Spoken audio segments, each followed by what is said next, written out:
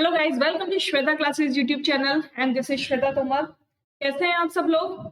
चलिए आज हम लोग अपना बहुत चैप्टर 1 एकदम फर्स्ट चैप्टर स्टार्ट करने वाले हैं, जिसका इंट्रोडक्शन आज मैं आपको दूंगी कि क्या क्या हम इस चैप्टर में सीखने वाले हैं। ठीक है, तो आज हम लोग क्वेश्चंस नहीं करेंगे, केवल चैप्टर 1 में जो मेन टॉपिक्स हैं केवल उनको क्लियर करेंगे, है ना। तो चलो बहुत जल्दी से स्टार्ट करते हैं। चैप्टर है हमारा रैशनल नंबर। सबसे पहले तो हमें ये पता होना चाहिए कि व्हाट इज रैशनल नंबर, कि रैशनल नंबर होते क्या है। ठीक है, क्या लिखा है यहाँ पर? Rational number is a number that can be expressed as coefficient और fraction p upon q of two integers. यानी रैशनल ऐसे नंबर्स होते हैं जिनको हम p अपॉन q की फॉर्म में लिख सकते हैं, है ना। A numerator p and non zero denominator q। एक शर्त है रैशनल नंबर की, वो क्या है कि आप किसी को अगर p अपॉन q की फॉर्म में लिख रहे हैं तो q will never be zero. q कभी भी नहीं होना चाहिए। अगर आपकी फ्रैक्शन का डिनोमिनेटर या q जीरो है तो वो रैशनल नंबर नहीं होगा। ठीक है, सिंस q में बी इक्वल्स टू 1, q कुछ भी हो सकता है, 1 2 3 4 5 एनीथिंग, कुछ भी ले सकते हो आप, लेकिन केवल जीरो नहीं ले सकते हो उसको। ठीक है, every integer is a rational number. देखो हम लोग क्या क्या पढ़ा है अभी तक। हम लोगों ने पढ़ा था whole numbers start from zero, natural numbers start from 1, integers negative and positive, और इसमें जीरो भी आ जाता है ना। क्या क्या पढ़ा हमने? होल नंबर्स पढ़े थे, नेचुरल नंबर्स पढ़े थे, इंटीजर्स पढ़े थे। ठीक है, तो होल नंबर क्या होते हैं? 0 1 2, और नेचुरल नंबर्स क्या होते हैं? 1 2 3, और इंटीजर्स 1 क्या होते हैं? इंटीजर्स 0 इस साइड चलेगा आपका पॉजिटिव और इस साइड चलेगा आपका नेगेटिव। यानी जो इंटीजर्स होते हैं वो नेगेटिव भी होते हैं और पॉजिटिव भी होते हैं। और आज हम लोगों ने एक नया टॉपिक स्टार्ट किया है जिसका नाम है रैशनल नंबर्स। तो रैशनल नंबर्स किसको बोलेंगे?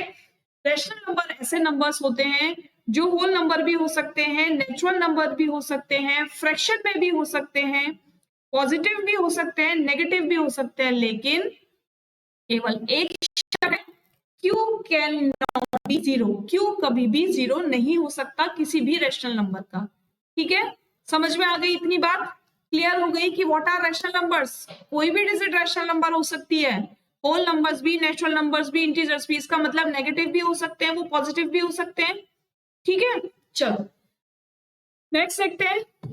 सबसे पहले प्रॉपर्टी आती है आपकी रैशनल नंबर्स की, क्लोजर प्रॉपर्टी। और क्लोजर प्रॉपर्टी में हम लोग देखेंगे होल नंबर्स, है ना। तो क्या है क्लोजर प्रॉपर्टी? क्लोजर प्रॉपर्टी हम लोगों ने क्लास 7th में डिस्कस की थी। बताओ जल्दी से, की थी ना डिस्कस? क्या सीखा था इसमें? जल्दी से बताओ क्या सीखा था हमने? क्लोजर प्रॉपर्टी में हमने ये सीखा था कि अगर हम किसी भी होल नंबर को ऐड करते हैं तो हम कुछ भी सीक्वेंस लें, यानी या तो 0 + 5 लो, 3 + 2 लो, 7 + 8 लो, तो आपको क्या मिलेगा आंसर में? होल नंबर ही मिलेगा, है ना। क्या लिखा है यहाँ पर एडिशन में? देखो 0 + 5 = 5 a whole number, 4 + 7 = 11। Is it a whole number? है ना, होल नंबर ही होता है। In general a + b is a whole number for any two whole numbers a and b। यानी कोई भी आप दो डिजिट लेंगे, कोई भी दो होल नंबर आप लेंगे तो उनका आंसर आपको होल नंबर ही मिलेगा। अब इसको एक बार फ्रैक्शन लेते हैं कि क्लोजर प्रॉपर्टी को फ्रैक्शन में कैसे, यानी इंटीजर्स में कैसे हम शो कर सकते हैं। भाई इंटीजर्स में मैंने आपको कहा, पहले तो आप मुझे ये बताओ कि अगर मैं केवल 6 लिखूं,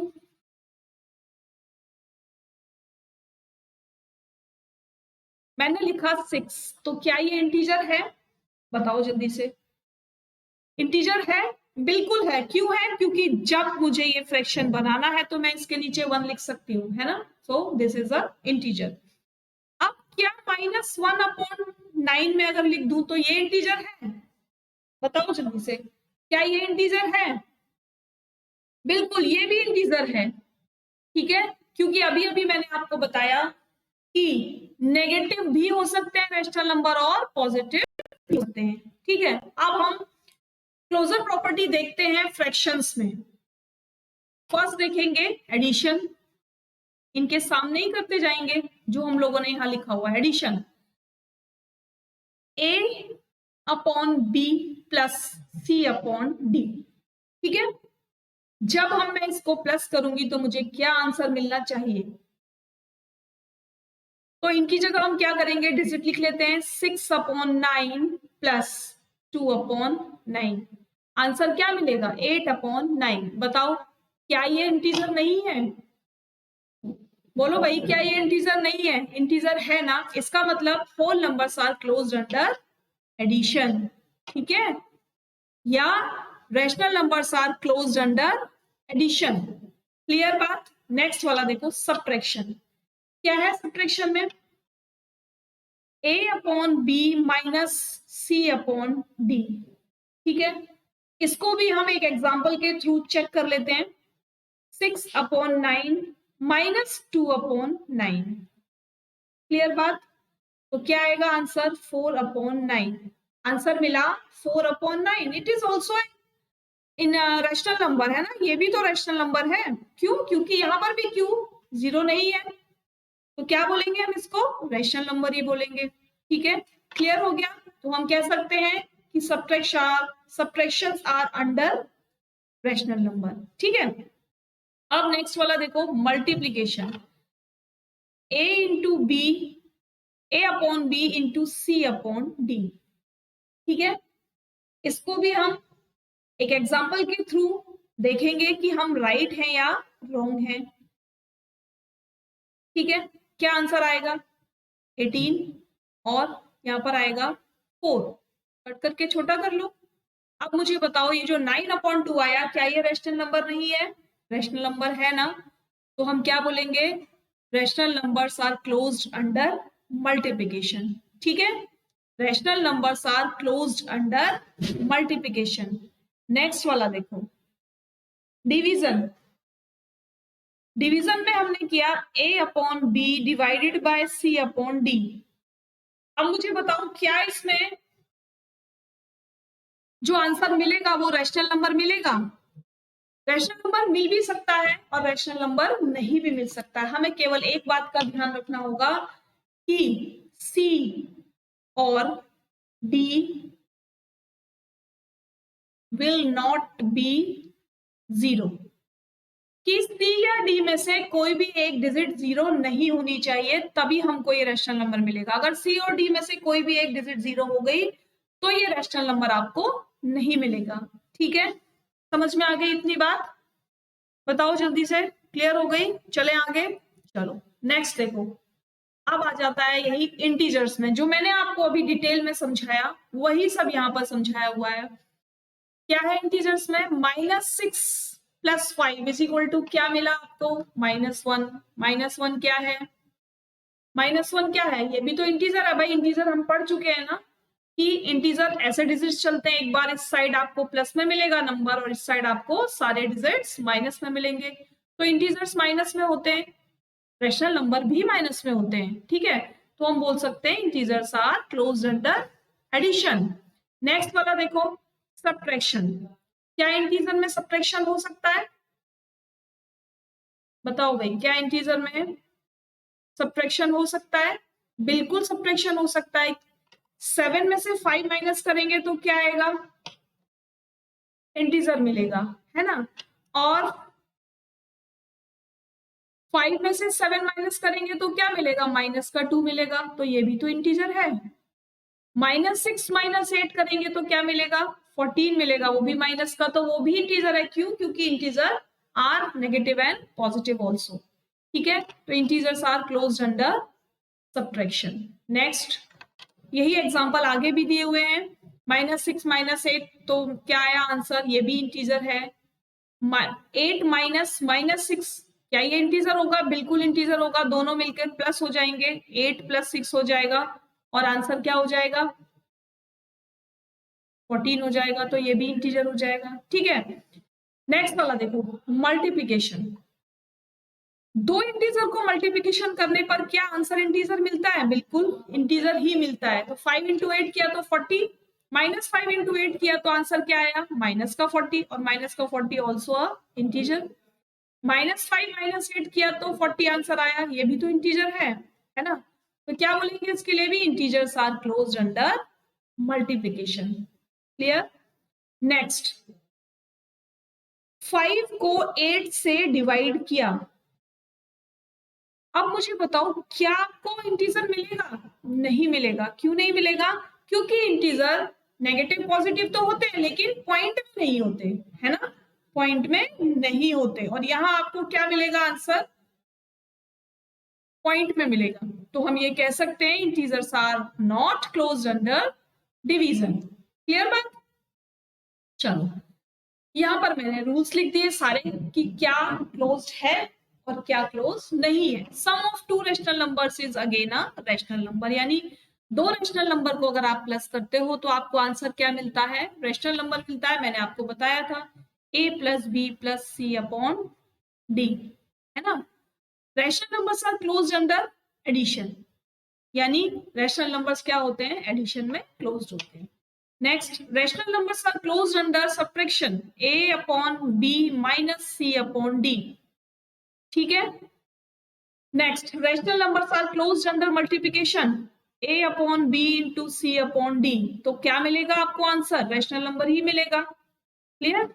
next, rational numbers are not closed under division. Rational numbers division में क्लोज नहीं हो सकते। क्यों नहीं हो सकते, कि अगर a upon B divided by C upon D, इसमें से या इसमें से कोई भी एक डिजिट अगर जीरो हो गई तो क्या ये रेशनल नंबर रह जाएगा, नहीं रह जाएगा ना, इसीलिए नहीं होते। ठीक है, समझ में आ गई इतनी बात। चलो आगे चलते हैं।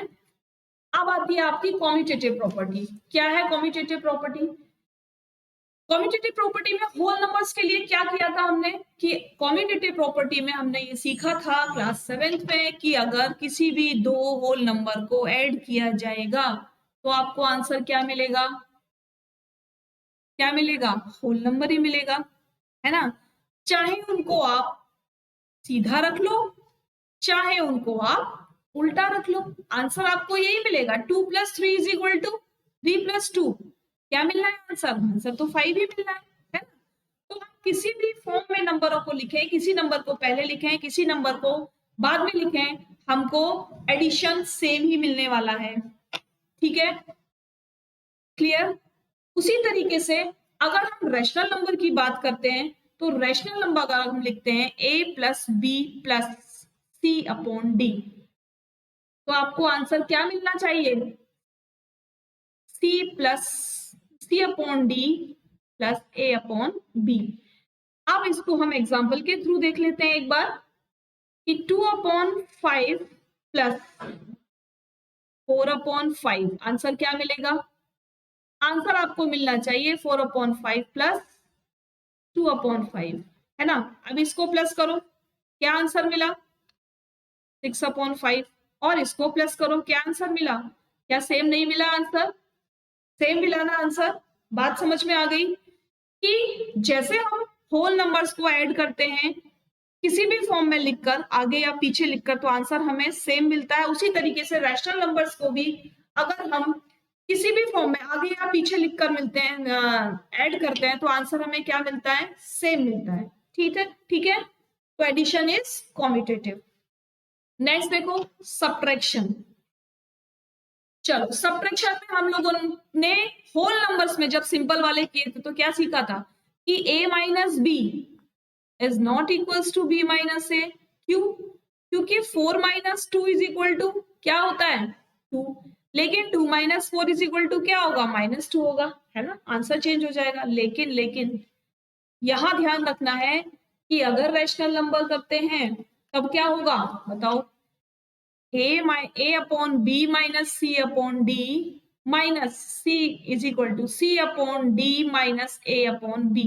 अब आंसर आपको क्या मिलेगा, तो एग्जांपल में रख के देख लेते हैं इसको भी। 1/5 minus 3/5 is equal to 3/5 minus 1/5। बताओ मुझे, क्या दोनों के आंसर सेम मिलेंगे आपको, क्या सेम मिलेंगे आंसर, नहीं मिलेंगे ना। नहीं मिलेंगे ना, तो क्या बोलेंगे कि rational numbers are not under subtraction in commutative property. ठीक है, तो rational numbers are not closed under commutative property in subtraction. ठीक है, समझ में आ गई बात। चलो अब नेक्स्ट देखते हैं। नेक्स्ट क्या लिखा हुआ है? नेक्स्ट है आपका मल्टीप्लिकेशन। Multiplication is commutative. क्यों भाई? a इंटू बी करो या b इंटू ए करो, आंसर क्या मिलेगा आपको? सेम मिलेगा। कैसे? 2 इंटू 4 या 4 इंटू 2, आंसर क्या आएगा? 8, है ना। उसी तरीके से रैशनल नंबर में करेंगे, a upon B into C upon D is equal to C upon D is equal to sorry into a upon B. अब यहाँ डिजिट ले लें, 2 अपॉन 4 इंटू 3 अपॉन 2, और यहां ले लेते हैं 3 अपॉन 2 इंटू 2 अपॉन 4। इसको मल्टीप्लाई करेंगे तो क्या आएगा आंसर? 6 अपॉन 8। इसको मल्टीप्लाई करेंगे तो क्या आएगा आंसर? 6 अपॉन 8। तो आंसर आ गया सेम, है ना, तो इक्वल्स टू है।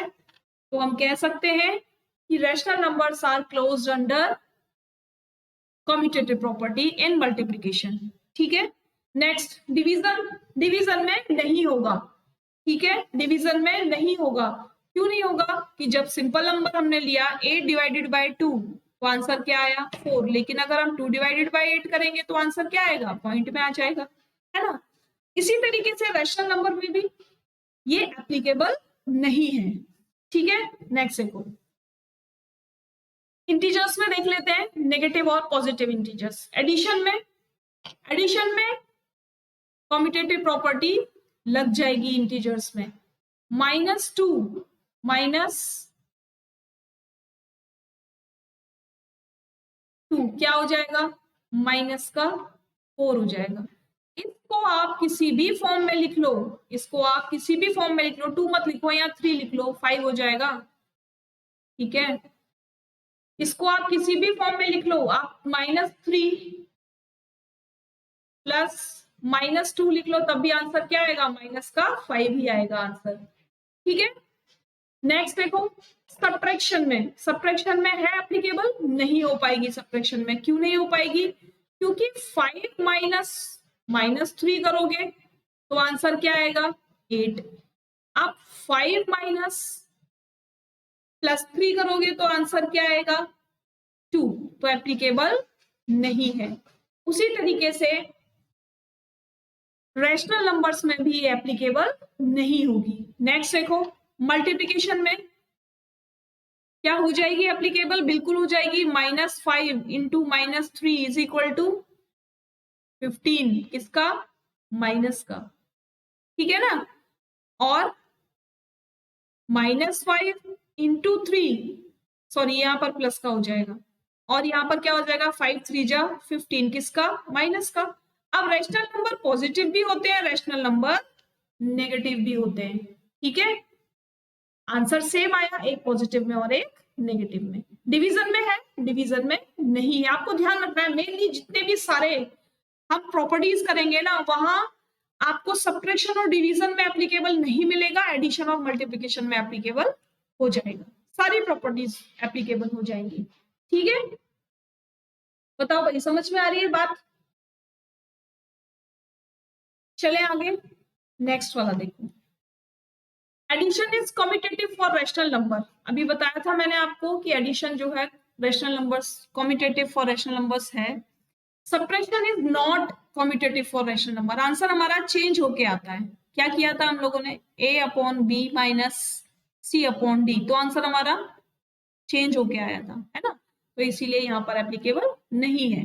Multiplication is commutative for a rational number. Multiplication commutative है रैशनल नंबर के लिए, लेकिन डिवीजन आपका कम्यूटेटिव नहीं है रैशनल नंबर्स के लिए। ठीक है, याद रखेंगे ना इन बातों को, इसीलिए मैंने आपको ये 4 लाइन में लिख कर दिए हैं कि अगर वहां आपको नहीं याद रहते तो आप इनको 4 सेंटेंस की तरह से याद कर लेंगे, एक बार लर्न कर लेंगे। जब आप इसको 2 बार 3 बार पढ़ लेंगे तो फिर आप इसको भूलेंगे नहीं। ठीक है, नेक्स्ट देखो, एसोसिएटिव प्रॉपर्टी क्या होती है, पहले तो ये बताओ भाई, एसोसिएटिव प्रॉपर्टी क्या होती है?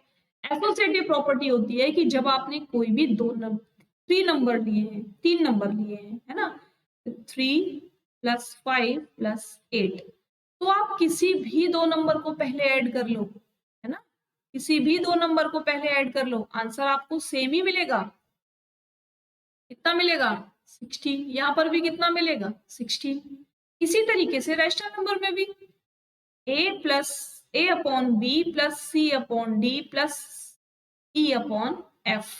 आप चाहे इनको पहले प्लस कर लो या फिर इनको पहले प्लस कर लो, आंसर आपको क्या मिलेगा? आंसर आपको सेम मिलेगा। ठीक है, नेक्स्ट देखो सब्ट्रैक्शन, 3 - 5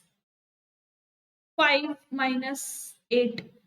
अब अगर आप इन दोनों को पहले प्लस करोगे, मतलब सॉल्व करोगे, तो आंसर आपको क्या मिलेगा? माइनस माइनस क्या होता है? प्लस, है ना, माइनस का 12 और प्लस का 3, आंसर क्या आ जाएगा आपका? 9।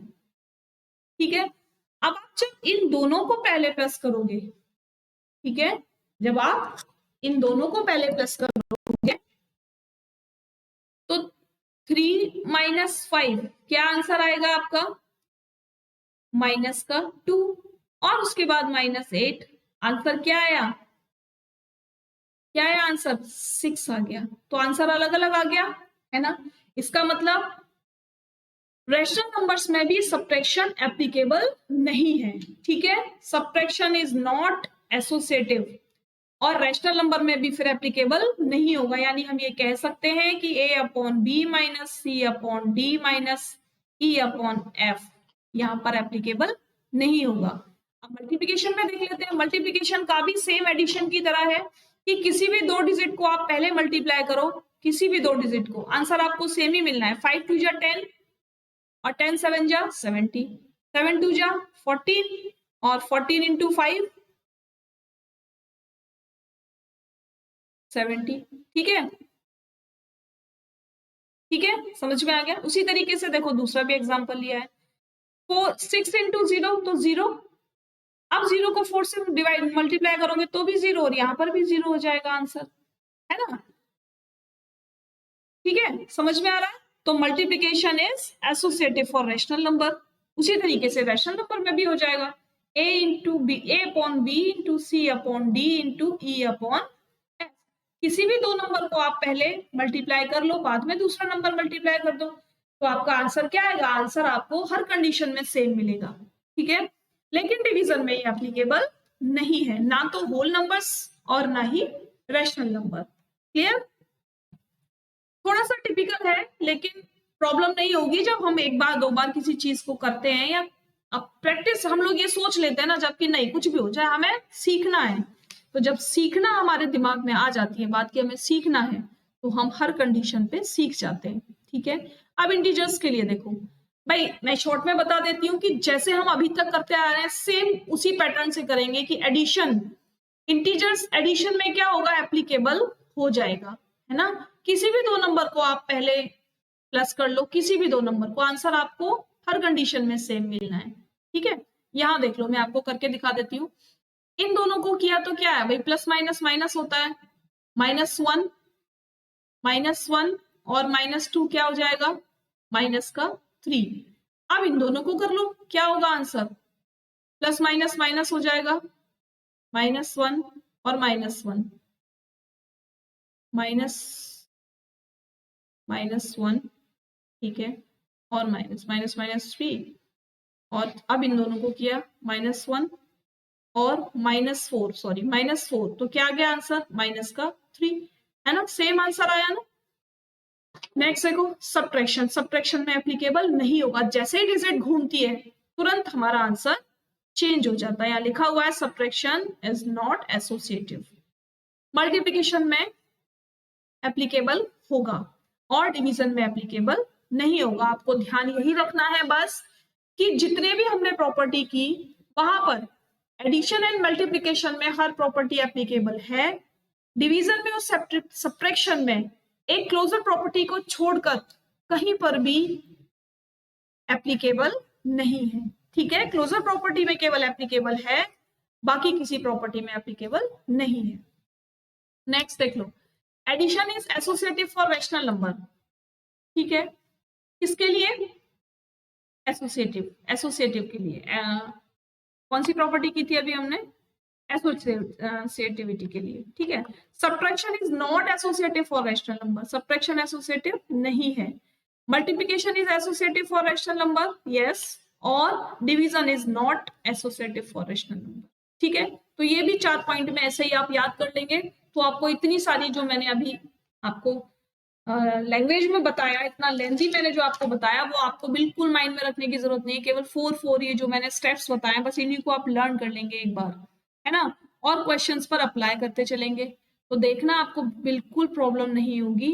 चैप्टर्स बहुत इजी हैं, घबराने की बिल्कुल जरूरत नहीं है। बहुत धीरे धीरे करेंगे, बहुत थोड़े थोड़े से क्वेश्चन करेंगे, ताकि आप लोगों को स्टार्टिंग में प्रॉब्लम ना हो, है ना। चलो, कल फिर मिलेंगे एक नई वीडियो के साथ। इसी के अब हम क्वेश्चंस स्टार्ट करेंगे कल की वीडियो से। तो अभी तक अगर आप लोगों ने लाइक और शेयर नहीं किया है तो जल्दी से कर देंगे, और कमेंट करके मुझे बताएंगे कि वीडियो आपको कैसी लगी, है ना। जिन लोगों ने अभी तक सब्सक्राइब नहीं किया वो फटाफट से सब्सक्राइब कर लेंगे, और मेरे साथ डेली वीडियोस में बने रहेंगे, ताकि हम लोग अपना सिलेबस एंड तक फटाफट खत्म कर सकें, ठीक है। चलो, कल फिर मिलेंगे, बाय बाय।